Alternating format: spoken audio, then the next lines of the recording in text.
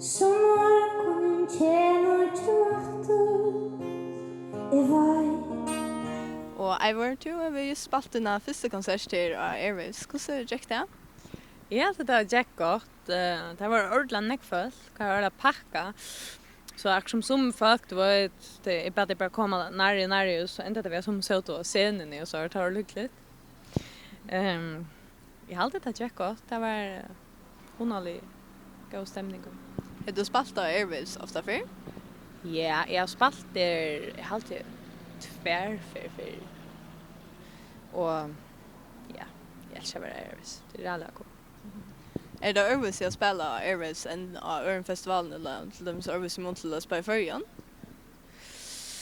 Alltså det som vi Airwaves alltid är att det är så relevant folk utanlanda fra alla möjliga ställen i världen som kommer här att höra tonlag och det var nekva bölkar, 400 bölkar alltid och det är ofätligt att täppa till att ha såna nekva bölkar i lilla Reykjavik och så hade jag bara att det var ett perfekt alltså det som bojen är inte iverdriv stor han är ju lite så det blir en sån helt särskild intens stämning på bojen kvar för Airwaves är så halt i Airwaves är helt särskilt ja halt jag Morgon pejlar men dyraste skatter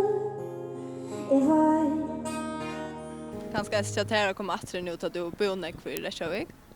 ja jag bor ju i Reykjavik 4 år och ja Reykjavik är som mitt andra hem alltså att man följer och ja, jag älskar att komma till till. Det är som att komma hem till början bara lyssna mer plus. Det finns en nekvann uppblåster fra tonleggapallen her i Reykjavik men du bor her og tar du kommer rett i?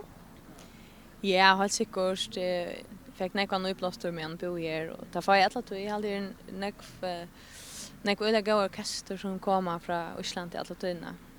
Og ja. Og jeg vil til nekvann bøster i luftene. Hva skjer bare nå? Ja, jag har haft ofärtliga nekva bullar luften i systen.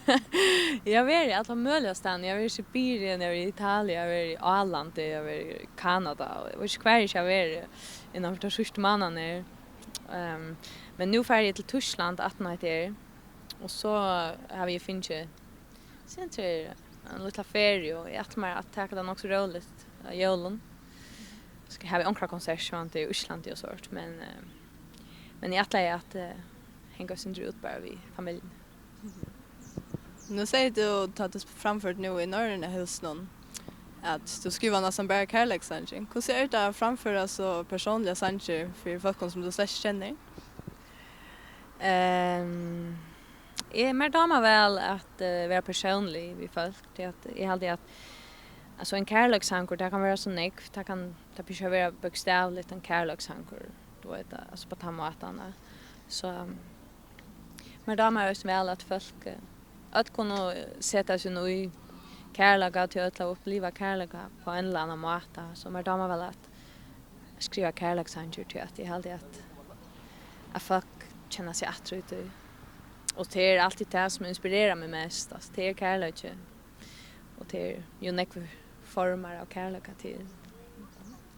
Det är öliga folk som møter upp till konserterna i förrjun och här och hur är det? Blir du nervös av att såna folk møter upp eller skulle framföra för såna folk?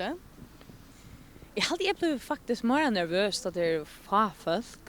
Tror jag att jag vet inte.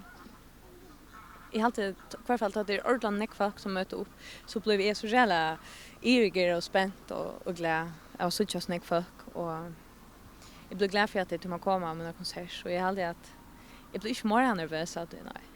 Jag får akkurat som kanske inte eka orsko av det alltid. Och jag vill nu att ända kan alla du där själva nu och bulkar med ändå stå Airwaves. Ja. Det är alltid mer att man röna nå så som kan. Nu ska jag spela själv klockan 8 kväll så är nog kanske ju nej det är släkt ordentligt hook kvar spelar du kväll.